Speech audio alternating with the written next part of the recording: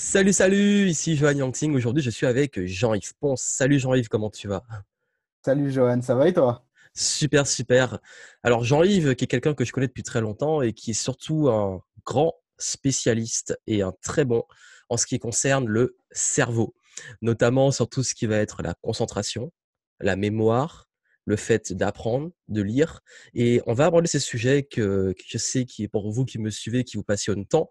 Et pour ceux qui ne connaissent pas encore, est-ce que tu peux rapidement dire qui tu es et ce que tu fais? Oui, bien sûr. Je m'appelle Jean-Yves Ponce, j'ai 40 ans et je suis spécialiste de la mémorisation. Qu'est-ce que ça veut dire ce titre un peu pompeux? Ça veut dire que j'aide les gens à avoir une bonne mémoire ou une bonne concentration, tout simplement. Donc ça peut être à l'école, si vous avez des études à faire, ça peut être également les cadres d'entreprise qui ont besoin d'apprendre des nouvelles langues mais qui n'ont jamais le temps, ça peut être les chefs d'entreprise également qui, également pour des raisons de temps, n'ont pas le temps d'apprendre de nouvelles choses. Donc voilà, moi j'interviens là-dedans, j'aide les gens à apprendre plus rapidement et apprendre plus intelligemment aussi, parce que comme tu le sais peut-être, enfin je pense que tu le prônes également dans tes podcasts et dans ton contenu, à l'école on apprend surtout à faire du par cœur et c'est pas la méthode la plus optimale quand il s'agit d'apprendre des nouvelles choses. Donc moi j'interviens là-dedans, je suis un facilitateur d'apprentissage en fait. Super. Et d'ailleurs, en plus, ce que j'aime beaucoup avec toi, c'est que non seulement tu donnes des conseils, mais surtout toi, tu les appliques. Et d'ailleurs, tu as un certain palmarès. Tu as fait des choses quand même assez dingues, notamment à la télé. Est-ce que tu peux en parler justement?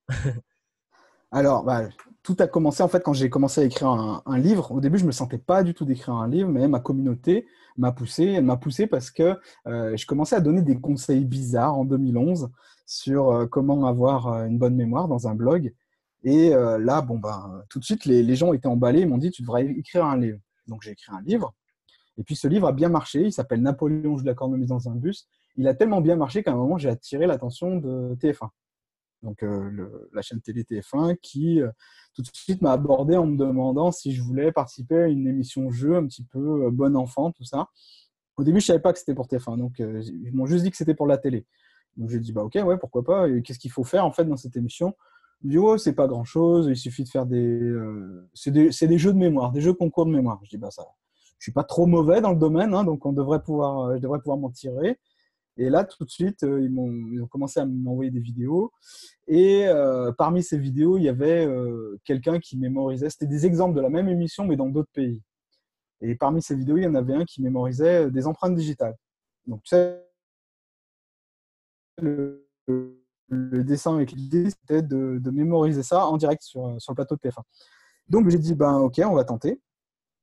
Et donc, ça a demandé quand même pas mal de travail, pas mal de répétitions, de créer une technique spécifiquement sur le sujet. Et ça a marché. Donc, tout le monde était content. Et du coup, là, en fait, la télé, ça a vraiment permis un coup de projecteur. Ça m'a pas apporté des clients, mais ça m'a apporté un petit peu de notoriété, si tu veux, parce que il y avait des gens qui ne connaissaient pas du tout mon travail, les techniques de mémorisation. Et là, du coup, c'est devenu un petit peu plus les gens en parlaient déjà un petit peu plus. En plus, j'ai formé un élève qui a été champion de France de mémorisation. Moi, je ne fais pas les championnats, donc je n'ai pas de palmarès de ce niveau-là. Mais Sébastien Martinez, qui est le champion de France de mémoire 2015, si je ne dis pas de bêtises, c'est moi qui l'ai formé. On avait les mêmes techniques. Donc, du coup, voilà, au niveau du palmarès, c'est ce que je pourrais dire. Après, moi, je suis plutôt un auteur, un conférencier, un coach. J'accompagne les gens, je donne des conférences, je fais découvrir un petit peu de manière ludique ce qu'est l'art de la mémoire. Et aussi, du coup, j'écris énormément de livres, un par an à peu près. Oui, ce qui est assez dingue, et d'ailleurs, je pense que ça peut être intéressant. Enfin, d'ailleurs, on va en parler dans une prochaine interview parce que l'aspect livre est aussi pour moi important en tant qu'auteur. Et Ouais. d'ailleurs, justement, qu'est-ce qui t'a amené cette passion de la mémoire et de la concentration? Qu'est-ce qui t'a amené à être passionné par ça? Alors, le hasard total. Le hasard total. Je suis pas quelqu'un qui était passionné par la mémoire, par apprendre des trucs. En fait, j'étais même pas terriblement bon à l'école. Je préférais passer mon temps à m'amuser, en fait, tout simplement. Je préférais jouer aux jeux vidéo qu'apprendre des trucs. Ça nous fait un point commun. Ouais, voilà. Et du coup, ça- après mes études, j'ai quand même trouvé un travail de bibliothécaire. Et une fois en rentrant du boulot, je suis tombé sur une vidéo YouTube d'un gars, c'était un documentaire de la BBC qui arrivait à mémoriser des jeux de cartes. Des jeux de cartes, donc c'est des trucs totalement inutiles au quotidien. Mais moi, ça m'avait fasciné parce qu'il disait dans ce documentaire que n'importe qui était capable de le faire, qu'il s'agissait d'appliquer des techniques enfantines. Et du coup, moi, ça m'avait piqué ma curiosité. Donc, j'ai commencé à m'y intéresser de plus près. Et moi-même, je me suis mis à essayer de mémoriser des jeux de cartes. Et je me suis rendu compte que c'était possible de le faire. Et là, ça a été le début parce que je me suis dit, si tu es capable de faire ça sur des jeux de cartes, ça veut dire que tu es capable de faire ça sur plein d'autres choses. À partir de ce moment-là, je me suis retrouvé un petit peu comme un gamin qui trouvait une baguette magique sur le bord de la plage, quoi. Donc j'ai vraiment voulu appliquer cette espèce de pouvoir, technique de mémorisation, à tout ce qui était possible de mémoriser. Et après, j'ai partagé ça dans un blog, et le blog a fait pas mal de vues, les gens étaient assez intéressés aussi, et ça m'a donné la motivation de continuer. Et du coup, une fois que tu as la motivation de continuer, une fois que ce que tu fais a du sens, tu n'as pas vraiment besoin de... Tu continues à le faire, en fait. C'est parce que tu sens que tu es utile à quelque chose. Et moi, c'était ça. C'était simplement les techniques de mémorisation. J'aidais les étudiants. Je leur montrais que c'était possible de mémoriser des cours. Et par la même occasion, moi, c'était un peu ma thérapie parce que du coup, je prenais ma revanche un petit peu sur tout ce qui était cours. Donc voilà comment j'en suis venu à être passionné, entre guillemets. C'est un parcours qui... J'ai pas été passionné depuis toujours, en fait. C'était juste par hasard. Un jour, je suis rentré chez moi et j'ai vu une vidéo. Voilà. Super, comme quoi, peut-être qu'il y a des gens qui vont tomber dans le sujet en voyant cette vidéo, interview, et peut-être le podcast, l'écouter. On espère en tout cas. Et d'ailleurs, c'est vrai que il y a beaucoup de personnes qui me suivent et qui me disent justement, qui ont cette situation, qui ont un petit peu du mal à se passionner, à se motiver à lire, à se motiver à apprendre, où ils pensent tout simplement qu'ils sont pas faits pour ça, qu'ils peuvent pas mémoriser, qu'ils peuvent pas se concentrer. Selon toi, justement, déjà, si on devait commencer, qu'est-ce qui fait que c'est parce qu'en réalité, quand on voit la société, qu'est-ce qui fait que c'est aussi difficile pour les gens de comprendre, où ça bloque selon toi le fait qu'on pense ne pas avoir une bonne mémoire ou avoir cette et qu'est-ce qui fait aussi qu'on a du mal à autant l'exploiter et surtout savoir se concentrer? Alors oui, c'est une bonne question. Il y a plusieurs facteurs. Le premier, pour moi, c'est quand même le monde dans lequel on vit, le monde hyper connecté dans lequel on vit. Je viens d'écrire un bouquin sur le sujet d'ailleurs. Mais en fait, notre cerveau, ou nous-mêmes en tant qu'être humain, on est devenu un peu allergique à l'effort.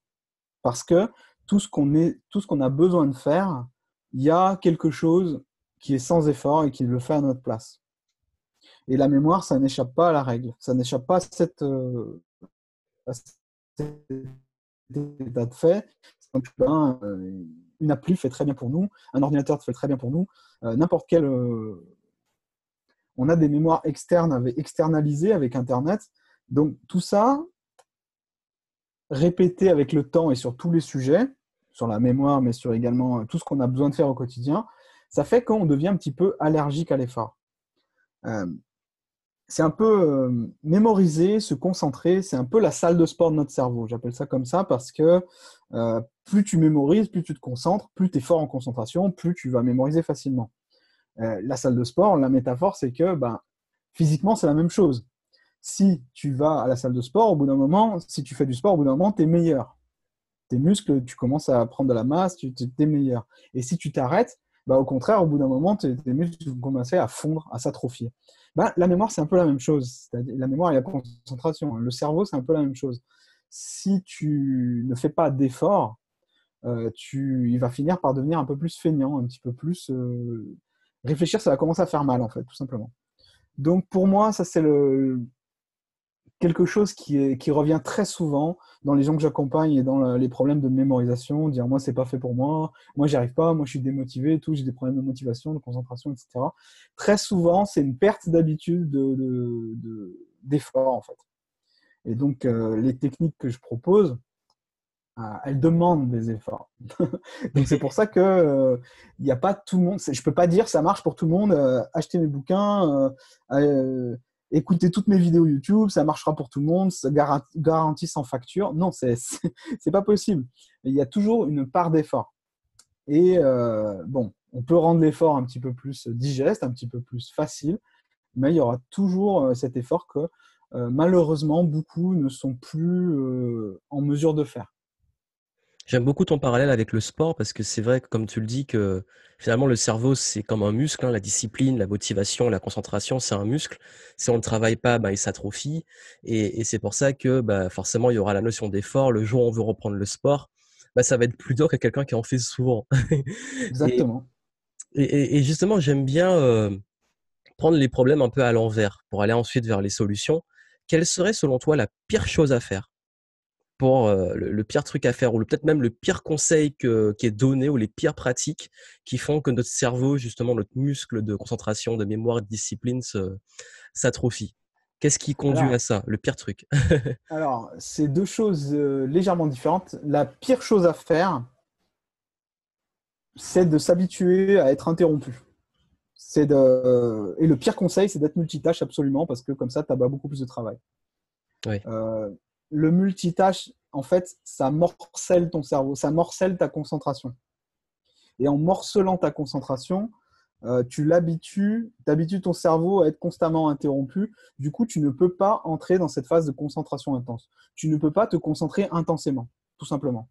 Donc, ne pouvant pas te concentrer intensément, il y a beaucoup de choses qui vont être importantes dans ta vie que tu vas être incapable de faire parce que ces choses qui sont importantes nécessitent justement que tu sois capable de maintenir un haut niveau de concentration pendant longtemps. Parce que les petites tâches, ce n'est pas vraiment les tâches qui valent la peine d'être exécutées, quoi. Je veux dire, tout ce qui fait rêver, tout ce qui t'amène à une vie de rêve, entre guillemets, pour parler un petit peu développement personnel, etc., tout ce qui t'amène ça, c'est quelque chose qui va te demander, bah, encore une fois, un effort. Et j'entends pas mal de conseils, justement, dire, mais de nos jours, il faut vraiment être multitâche parce qu'il ne faut pas que ça traîne, il ne faut pas que les choses traînent. Moi, je serais plutôt dans le sens de dire, pour moi, c'est une erreur de dire ça. Pour moi, ce serait plutôt au contraire, de prendre le temps. Alors, ce n'est pas quelque chose qui est dans l'air du temps, justement, de prendre le temps. Mais pour moi, c'est vraiment important de prendre le temps de faire les choses bien. Et non pas faire les choses à l'arrache ou de manière hyper bâclée. Je pense qu'il y a comment dire, on nous encourage, de manière consciente ou non, à devenir, à se débarrasser des choses, à ne pas s'y confronter, voire à les fuir. Et ça, je pense que c'est nocif pour quand on a envie de réaliser quelque chose. Et après, tu te retrouves avec pas mal de gens qui ne savent pas ce qu'ils vont faire, ne savent pas quel est le sens de leur vie, ne savent pas pourquoi ils sont là, en fait. Et pas mal de gens qui sont incapables d'apprendre des nouvelles choses. Ils se disent, de toute façon, l'école, ben voilà, c'est un moment à passer, puis après, une fois que je serai dans la vie, j'aurai pas besoin de tout ce que j'ai appris à l'école. Certes, mais le truc, c'est que l'école, on y est toute la vie. C'est-à-dire qu'il y a un moment, tu auras besoin d'apprendre des nouvelles choses. Un nouveau logiciel, une nouvelle façon de travailler. Tu auras besoin d'apprendre des choses. Et si tu n'as pas les bons réflexes, c'est mort. Si tu es habitué à travailler de manière déconcentrée, c'est mort aussi. Donc voilà, pour moi, les pires choses à faire, c'est d'être multitâche et de s'habituer à être interrompu parce que ça brise la concentration. Encore, pour reprendre le parallèle avec le sport que tu aimes bien, c'est comme si tu t'entraînais à faire de la course, du marathon, du sprint. Tu commences à te démarrer et puis au bout d'une minute, tu t'arrêtes parce que tu as reçu une notif sur ton téléphone. Ton entraînement, même si tu fais 3 heures comme ça à t'arrêter toutes les 2 minutes, il ne serait pas hyper efficace. Bah là, c'est la même chose. Voilà, donc arrêtez de vous arrêter pour prendre des selfies, pour montrer que vous faites du sport et faites vraiment du sport. C'est un peu le cliché pour la métaphore, mais j'adore ce que tu dis parce que c'est vrai qu'on est dans une société où sur le multitâche, on a tendance à vouloir faire plus en moins de temps, mais en réalité, la conséquence, c'est qu'on fait moins en réalité. Parce qu'on fait plus, comme tu dis, en bâclé, on est un peu en mode fast-food. Donc, c'est qu'on Ouais. consomme beaucoup, on fait beaucoup, mais ça ne dure pas dans le temps, c'est pas nourrissant, c'est pas. Et cette philosophie de vie, c'est vrai que quand tu dis que on faut apprendre à ralentir, je pense que c'est pas dans l'air du temps, et pourtant, ça devient une nécessité à notre époque. Et voilà pourquoi j'aime beaucoup, enfin, ce que tu dis, c'est clairement les distractions, les interruptions, le multitâche, apprendre déjà à être plus dans l'instant présent, plus dans le flow, plus dans l'action, plus focus, et vous allez voir que vous allez accomplir plus de choses. Et d'ailleurs, pour beaucoup d'entrepreneurs qui nous suivent, ce que dit Jean-Yves est ultra important parce que en tant qu'entrepreneur, c'est encore pire parce qu'on a tendance à vouloir tout faire. et on a tendance à s'éparpiller et ne pas être moyen dans tout et bon dans rien. D'où Ouais, c'est ça. l'intérêt parfois de savoir réussir à être focus et efficace. Et d'ailleurs, ben justement, pour quelqu'un qui a compris ça, bon, ok, je dois couper les distractions, arrêter les multitâches. Selon toi, par quoi il devrait commencer la première action? Comme on dit, pour se mettre au sport, il faut faire un premier truc. Bah, quelle est pour toi la première action pour commencer en tout cas? J'hésite entre deux, mais quand même, pour Tu moi, peux dire les deux au pire. je dirais les deux.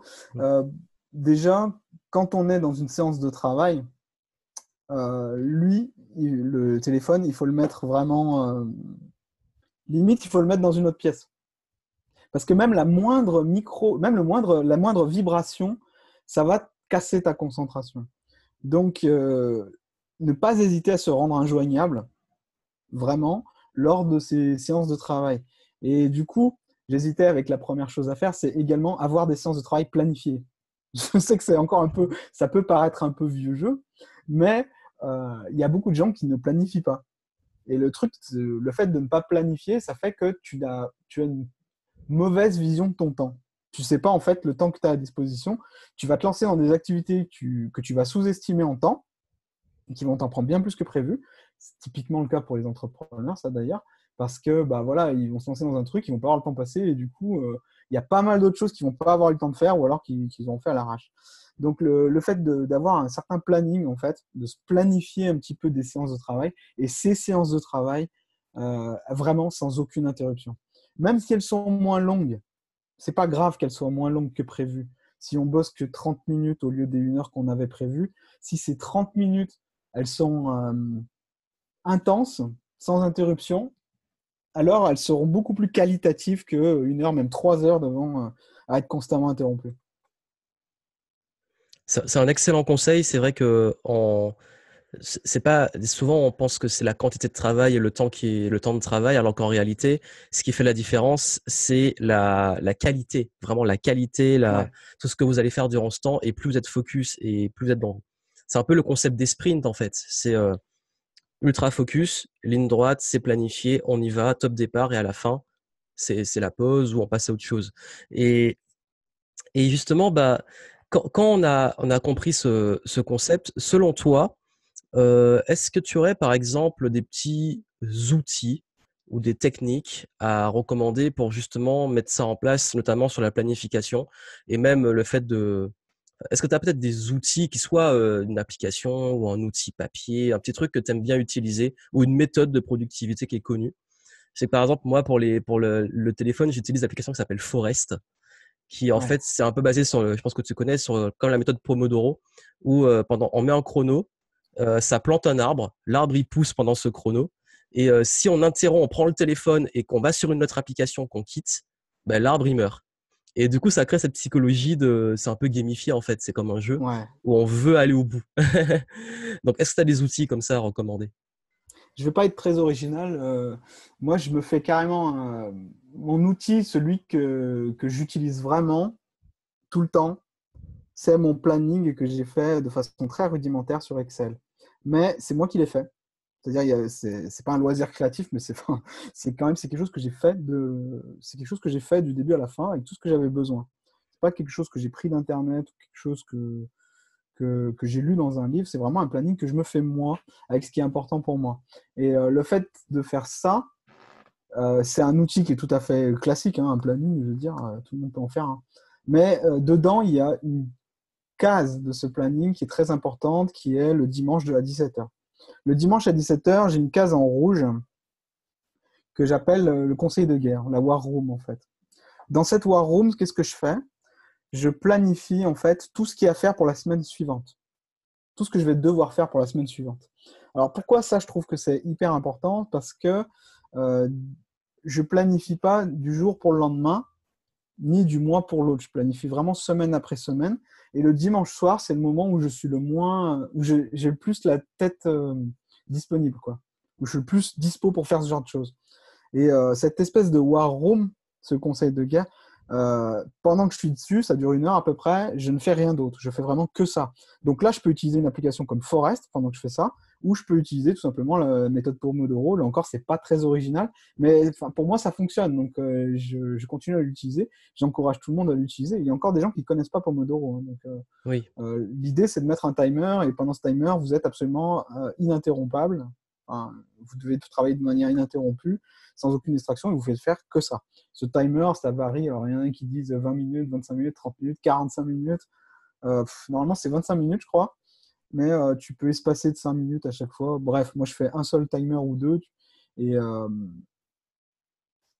ça m'aide à être plus concentré au quotidien, à faire plus de choses. Mais la War Room, c'est très important pour moi parce que ça m'aide vraiment à ne rien oublier. Ça aussi, c'est un problème des entrepreneurs, c'est que tu es au milieu de ta semaine, tu te dis « Ah mince, je devais faire ça lundi, je devais faire ça mardi. Bon, bah c'est pas grave, je vais reprendre rendez-vous, on va le faire la semaine prochaine. » Donc ça m'évite ce genre de choses et ça m'aide à être plus concentré au quotidien. Après, l'idée des plannings, enfin l'histoire des plannings, il faut faire gaffe aussi à ne pas vouloir trop le charger. Parce que tu cours après le temps et tu passes ton temps à sous-estimer les choses. Tu te dis que ça va être plié en 1 heure alors qu'il en faut 3. Tu te dis que tu te dis ouais, Elon Musk il gère sa vie toutes les 5 minutes, donc tu veux essayer de faire pareil. Et en fait, c'est la catastrophe parce que tu peux rien faire des gens 5 minutes et tu passes ton temps à courir après le temps et au bout de 2 semaines, tu as une espèce de burn-out productif où tu fais plus rien. Donc, il faut trouver le juste milieu entre un planning trop chargé et pas assez chargé. Et d'ailleurs, est-ce que toi, tu planifies les temps de pause? Est-ce que c'est quelque chose que tu planifies ou que tu le fais naturellement? C'est Je les ça. planifie. OK. Je les planifie parce que si je le fais pas, je me connais. Je suis du genre à empiler les trucs. Donc, à faire des journées à rallonge et me rendre compte qu'à partir de midi, 14h, allez, à partir de 14h, je suis complètement vidé, j'ai envie de plus rien faire d'autre. Donc, c'est euh, c'est pas très productif pour moi. Mais un autre outil, si maintenant tu m'y fais penser, je travaille beaucoup avec les pics de concentration. Alors, qu'est-ce que c'est qu'encore cette bestiole? Ça tout vient d'un bouquin que j'ai lu qui s'appelle Quand, du docteur Michael Boyce. C'est un bouquin, c'est un livre qui traite de la chronobiologie. La chronobiologie, c'est quoi? C'est que naturellement, en tant qu'être humain, tu vas te réveiller et te coucher à une heure particulière. Si je te mets pas le réveil, que demain, tu n'as pas d'impératif et que je te dis, bah, vas-y, couche-toi à l'heure que tu veux, tu vas avoir tendance à choisir une heure un peu toujours la même, une heure de coucher, à laquelle tu vas être fatigué toujours à la même période, et une heure à laquelle tu vas te lever naturellement. Hormis période de boulot où tu dois fixer le réveil à une certaine heure. Et ben, ces heures-là, ça te donne un profil chronobiologique, on appelle ça. En fait, c'est sous forme d'animal. Tu as les ours qui vont se lever à 7 heures du matin et se coucher vers les 11 heures du soir, qui correspondent à une grande partie de la population, mais pas tous. Tu as les lions qui, eux, vont se lever à 5-6 heures du mat, aller faire leur sport, et après, du coup, ils vont être crevés à partir de 22 heures. Tu as les loups qui, eux, vont pas se coucher avant 2 heures du matin, naturellement, hein. Mais par contre, tu vas rien pouvoir obtenir d'eux avant 11 heures du matin, voire midi. Tout ça, en fait, ça détermine également des heures à laquelle tu es beaucoup plus performant que d'autres. C'est ce que j'appelle, enfin, c'est ce qu'il appelle, Dr. Boyce, les pics de concentration. Donc, en sachant ton profil, tu peux éviter de. Déjà, tu peux te rendre compte qu'il y a certains conseils qui ne marcheront pas pour toi. Dernièrement, j'ai lu un bouquin qui s'appelle Le Miracle Morning, Oui. Ça qui te conseille de te lever super tôt et de faire une routine de 6 fois 10 minutes sur des trucs qui sont vachement épanouissants. Le problème, c'est que imagine que tu es un loup. C'est-à-dire que naturellement, tu vas te coucher vers les 2 heures du mat et que tu vas être complètement dans le brouillard avant midi. Si je te dis, tu vas mettre ton réveil à 6 heures, qu'est-ce que tu vas pouvoir retenir du Miracle Morning? Rien du tout, parce que tu n'auras jamais eu la force de le faire. A contrario, si je dis maintenant, il faut attendre le soir, parce que le soir, il y a une ambiance spéciale, tu peux travailler sans être interrompu, c'est beaucoup plus facile, etc. Si tu es lion et qu'à 22 heures, tu commences à piquer du nez, si je te dis qu'il faut que tu restes jusqu'à minuit, qu'est-ce que tu vas me dire? Tu vas me dire, bah, c'est pas possible pour moi. Donc, savoir quels sont ces pics de concentration, c'est très important. Par exemple, je suis ours, c'est-à-dire qu'à 10 heures du matin, j'ai un pic de concentration. Donc, sur mon planning, pour en revenir enfin à mon outil, je vais caser à ces périodes-là, 14 heures et 16 heures, qui correspondent à mes 2 pics de concentration, je vais caser les tâches qui vont me demander le plus de cerveau, en gros. Donc, écrire le matin et relire l'après-midi. Relire, ça me demande beaucoup d'analyse et tout, alors qu'écrire, je peux écrire un peu au fil de la plume. Donc voilà, c'est 2 types de tâches, je vais les mettre ici. Mais je vais éviter de caser des rendez-vous chez le dentiste à 10 heures du mat, par exemple. Parce que c'est du temps, mon pic de concentration, il va servir absolument à rien du tout. Donc en faisant ça, ce simple outil, ça me permet d'être beaucoup plus efficace dans ce que je fais. C'est simplement une question d'horaire, en fait.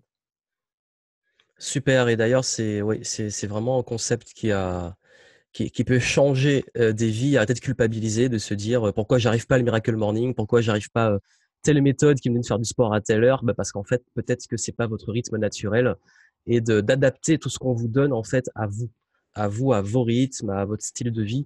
Je t'avoue que moi le Miracle Morning j'ai jamais réussi, c'est pas mon truc, je suis pas du matin et le matin je peux faire que des choses soit ultra créatives, soit peut-être du sport ou des choses voilà où ça avance, mais j'arrive pas à me poser. Par exemple, méditer le matin, j'arrive pas. Donc, comme quoi. Ouais, et du coup, pour aborder des points un peu plus personnels et pour pouvoir s'en inspirer, as-tu justement une personne, une personnalité, ou un autre, ça peut être un auteur, ou peu importe, une personne qui t'inspire, et de qui tu t'es inspiré, notamment dans ces pratiques-là? En tant qu'auteur, j'adore la philosophie de travail de Stephen King. Oui, oui. Je suis fan et je, je, je suis je suis complètement en adéquation avec ce qu'il prône parce que pour moi, c'est la philosophie pour écrire des bons livres, en fait. Je le sais depuis son excellent bouquin qui est l'un de mes bouquins de chevet, qui est Écriture, mémoire d'un métier, où là, en fait, il te dit exactement, il parle de son métier, en fait. Et du coup, il y a plein de conseils de productivité, de concentration, etc. dedans. Et pour moi, c'est une Bible, hein, ce bouquin. Donc, je le relis souvent et c'est quelqu'un qui m'inspire beaucoup. Il m'inspire tellement que je suis allé voir sa maison dans le Maine en espérant le croiser. Le problème, c'est qu'il a 5 baraques et qu'il n'était pas dans celle du Maine à ce moment-là. Donc voilà, fin de mon petit côté fan, en fait. Sinon, à part ça, est-ce qu'il y a des gens que j'aime beaucoup en concentration? Je vais prendre à gauche et à droite. Je vais prendre à gauche et à droite beaucoup, mais en fait, je peux être impressionné par tout le monde et personne à la fois. Je peux comment dire. Je vais apprécier certaines choses de Tim Ferriss, mais d'autres, je ne vais pas du tout connecter. Tu vois, Oui, par exemple. oui. Je vais apprécier les conseils ou le livre, le travail d'une personne, mais je vais le trouver trop spirituel sur d'autres points. Tu vois, par Oui. exemple. Ou alors, je vais trouver une approche hyper organisée comme j'aime bien, mais en même temps, je vais trouver que certains autres côtés de son approche va manquer de flexibilité. Donc, tu vois, je prends un peu à droite à gauche je prends un peu à droite à gauche. Mais vraiment, le seul Oui. que je prends pas trop à droite à gauche et que je suis vraiment en état de fan, en gros, c'est Stephen King, quoi. Mais parce que je suis auteur. Oui, tout à fait. D'ailleurs, c'est un des bouquins que je recommande à ceux qui veulent écrire. Ah ouais, Écriture, mémoire d'un complètement. métier, c'est un super livre et c'est d'ailleurs c'est un livre qui m'a donné envie d'écrire des articles de blog tous les jours à l'époque et c'est vrai que ces méthodes il y a des vraies pépites dedans. Ouais. Si, il y a un entrepreneur que j'aime beaucoup, hein, c'est MJ DeMarco, qui lui a écrit Le Millionnaire Fastlane, et qui a une Oui, histoire assez dingue. Lui, j'aime vraiment son état d'esprit parce que il est plus dans le bottage de fesses, quoi. Il est plus tu dois te bouger. Si tu as une bonne idée, mais que tu ne la mets pas en application, bah, c'est un pet de ton cerveau, quoi. Ça vaut rien du tout, quoi. Donc, il est vraiment tout le temps là, en train de. Il a un super forum, d'ailleurs, issu de son livre. Il y a énormément de très bons conseils dedans. Donc, lui, j'aime beaucoup sa philosophie parce que c'est un vrai entrepreneur, quoi. C'est pas un ou entrepreneur. super. D'ailleurs, je vous mettrai les références de tout ce qui est les ouvrages, les auteurs en description. Ouais, ça Et commence à faire, là. ouais. Et d'ailleurs, ce qui tombe bien, c'est que d'ailleurs, ça confirme aussi, c'est une personne dont je parle aussi beaucoup et ça confirme que vous devez vraiment vous pencher sur ces cas-là si c'est pas encore fait. Et est-ce que tu as justement un loisir ou quelque chose hors business que tu aimes bien, une pratique qui peut te servir peut-être pour cette partie-là, partie auteur et tout, ou simplement qui n'a rien à voir? En Les tout cas, à échecs. part les échecs, ok. Je joue beaucoup aux échecs. Je joue énormément aux échecs en fait en ce moment, hein. Puis, les jeux vidéo et les échecs. Mais beaucoup les échecs en ce moment parce que bah pareil, il faut être concentré, donc ça travaille un peu la concentration. Et bah voilà, c'est un jeu que j'aime bien et qui voilà que c'est mon loisir quoi. Parfois j'y passe Super. trop de temps dessus, mais voilà, c'est mon loisir du moment. Parfois ça va Est-ce- être le piano aussi. Le piano j'aime beaucoup. Super. Est-ce que tu as une petite habitude que tu entretiens pour maintenir ton cerveau, ta créativité? S'il y avait une habitude qui est indispensable pour toi, une routine qui est indispensable. C'est un réflexe que j'ai mis en place avec les années, mais je pense que c'est le réflexe de n'importe quel entrepreneur. C'est en fait à chaque fois que c'est de rester ouvert aux nouvelles idées et de imaginer des activités par rapport aux idées que tu découvres en fait. Pousser la chose, s'habituer à rêver, certains diraient, c'est plutôt s'habituer à, ouais, à avoir de nouvelles idées, quoi. C'est s'habituer à rendre les choses possibles. Je sais pas comment expliquer, mais en fait, c'est avoir des nouvelles idées, quoi. C'est s'habituer à avoir des nouvelles idées, voilà. Oui, de faire rentrer des nouvelles choses et aussi après Ouais, de les ouais, implémenter. constamment et d'être curieux, curieux et confiant, confiant en l'avenir parce que on est dans un monde qui est un peu anxiogène.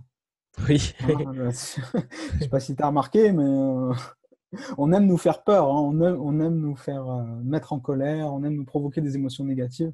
Le problème, c'est que ça, après, quand il s'agit de se motiver pour se concentrer ou pour faire quoi que ce soit d'autre de positif, c'est très très difficile. oui. Donc, s'habituer un petit peu ouais, à être un peu plus positif, ouvert, curieux. Curieux, parce que souvent aussi, c'est un manque d'information, hein. C'est un manque d'information qui fait qu'on ne comprend pas les choses ou qu'on est révolté. Oui. Donc, s'informer intelligemment et voilà, quoi, être curieux et ouvert, open. Et en termes d'information, est-ce que tu as une lecture? Je sais que tu lis beaucoup, hein, tu es quelqu'un qui Ouais. lit énormément. Donc ça va être peut-être une question difficile, mais dans les dernières lectures que tu as eues, on va dire du dernier mois, quelle est la lecture qui t'a le plus inspiré?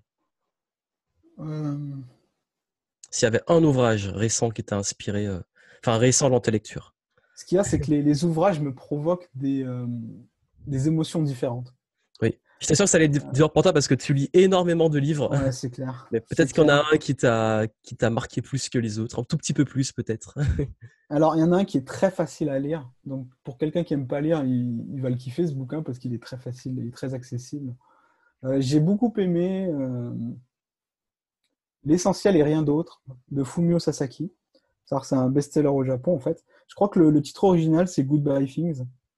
Oui, Et en fait, c'est tout simplement le minimalisme. C'est quoi? Parce que pour moi, le minimalisme c'était un truc tordu qui consistait à vivre avec presque rien. Et là, en fait, c'est plus que ça. C'est une philosophie de vie. C'est un état d'esprit et c'est également une sensation de liberté. Parce que le fait que tu possèdes moins de choses, finalement, tu te sens plus libre. C'est quelque chose de très sain et je ne m'attendais pas à ce que ce soit à ce point-là. Donc, c'est un livre qui m'a un peu inspiré, ouais, parce que j'ai pris une claque. Tu vois, encore une fois, une histoire de préjugés. Je pensais vraiment que ça allait être un truc du style développement personnel, mais dans le sens you du terme, je ne sais pas comment dire. Et en fait, oui. c'était super inspirant. C'était super inspirant et voilà, j'ai appris énormément de choses alors que je ne pensais pas sur un bouquin pareil. Donc, ouais, ça m'a. Sinon, dans un registre un peu plus cynique, j'ai bien aimé les Bullshit Jobs de David Graeber, qui en fait, c'est des jobs à la con, hein, donc, Oui. qui donnent une vision très juste, mais très cynique également de la plupart des emplois de nos jours, qui sont en fait des bullshit jobs. Et voilà, donc j'ai trouvé ce bouquin très marrant, mais c'est vrai qu'il est pas, lui, il n'est pas pour tout le monde. Mais lui, c'était une agréable surprise également de 2019. Super. Et justement, tu parlais du monde. Donc, pour finir, est-ce que tu as un message particulier à faire passer dans le changement que tu voudrais avoir, une prise de conscience, quelque chose, un message que tu voudrais transmettre? Ouais, en parlant des prises de conscience et des changements, j'en profite, je suis inspiré. Alors, j'en profite parce que la plupart des gens pensent qu'il est très long ou presque impossible de changer d'état d'esprit ou de changer tout court. Que ça prend des années ou que c'est bon pour les autres mais pas pour moi, ou que lui, je sais pas comment il fait, moi je pourrais pas le faire, etc. En fait, le changement, la prise de conscience, en temps, ça prend un clignement d'yeux, un clignement d'œil, pas plus. Ça prend que ça. C'est très rapide de changer. Une fois que tu es convaincu de quelque chose et que tu convaincs ton cerveau que c'est la bonne chose à faire pour toi, tu changes très très vite. Et ça, beaucoup de gens n'y croient pas à ça. Alors que pour moi, c'est la base. Tu peux changer très rapidement. Les gens qui disent moi je changerai jamais ou ça c'est pas pour moi et qui se condamnent ou qui condamnent la chose, c'est c'est dommage parce qu'ils passent à côté d'énormément de choses. Et je suis la preuve vivante qu'il est très facile de changer et très rapide. Moi je rappelle, j'étais nul à l'école et du coup je deviens spécialiste de la mémorisation. C'est un truc de malade et je pensais pas que ça soit possible de le faire. Je pensais pas écrire des best-sellers, je pensais pas passer à la télé, je pensais pas je pensais pas faire tous ces trucs-là. Je pensais pas créer une communauté avec plein de gens. Je suis extrêmement reconnaissant. Mais si à un moment, j'avais pas cru que je puisse faire ça, que ce soit à ma portée, j'aurais jamais fait tout ça. Donc, l'état d'esprit, c'est pas si long que ça à obtenir. Hein. Comme Voilà, quoi, c'est le message que les je voulais faire croyances. passer. Ouais, il faut y croire à fond tout le temps. Et à la limite, il faut prendre ça comme un jeu. Allez, imagine, c'est possible. Imagine demain, tu deviens super bon à ce truc où tu as toujours été nul. Tu commences par étonner tes parents, puis tu étonnes tes potes, puis tu étonnes ton prof, puis tu étonnes ton entourage, puis tu étonnes des journalistes, puis après on vient t'interviewer sur un truc où tu étais nul il y a encore 2 semaines. Enfin, on vit également dans un monde, ça c'est le bon côté. Tout à l'heure je parlais du hyper connecté qui peut être un peu nocif, mais on est également dans un monde où tout peut arriver très vite. On est dans un monde des extrêmes en fait. Extrême coup de chance, extrême réussite, extrême richesse, extrême changement. Tout ça, notre monde le permet. Internet, notamment, permet des changements à vitesse grand V.